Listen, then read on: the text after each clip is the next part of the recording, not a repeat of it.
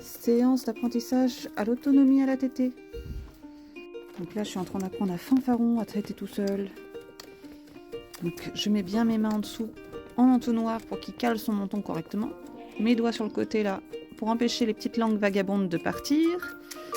Et je mets mon pouce devant en butée, aussi bien pour qu'il sente la chaleur de mes doigts, qui motive un petit peu les troupes comme si c'était la mamelle de maman, que pour l'empêcher de mettre sa tétine tout au fond de la gorge et avaler de travers. Donc pourquoi je lui apprends à téter tout seul comme ça sur un biberon? Parce que demain il déménage, il change d'élevage. Alors exactement, il va créer son propre élevage avec Féerie et rejoindre Bingo. Donc Féerie, hop, donc la fille de Phèdre est déjà réservée, adoptée.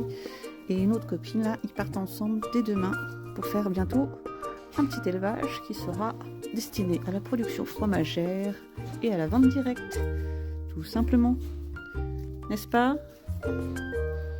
Ben là, il y a du jus. Hein. Elle va se marrer avec celle-là.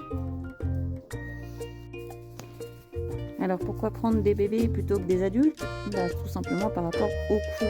Hein. Acheter une chèvre déjà en production, ça représente un coût assez élevé. Et j'avoue que moi-même, j'ai commencé avec des bébés. Soit au sevrage, soit à faire téter. Donc l'avantage, c'est quand vous récupérez des petits chevaux comme ça, tout mignons, vous créez une vraie affinité avec, une vraie sociabilité. Donc quand vous commencez, vous n'avez pas beaucoup de matériel, aussi bien de contention pour les traire et puis faire vos premiers fromages, vous êtes bien content d'en avoir des bien tout petits sociables qui vont vous faire confiance et vous suivre partout. Et puis les premiers, c'est sacré, alors on les pouponne toujours un peu plus. Donc voilà, là on a la fille d'Alissa qui va partir aussi. Et après, on en a deux autres qui sont aussi réservés en chevaux de compagnie. Donc là, on attend que les gens nous disent quand est-ce qu'ils passent.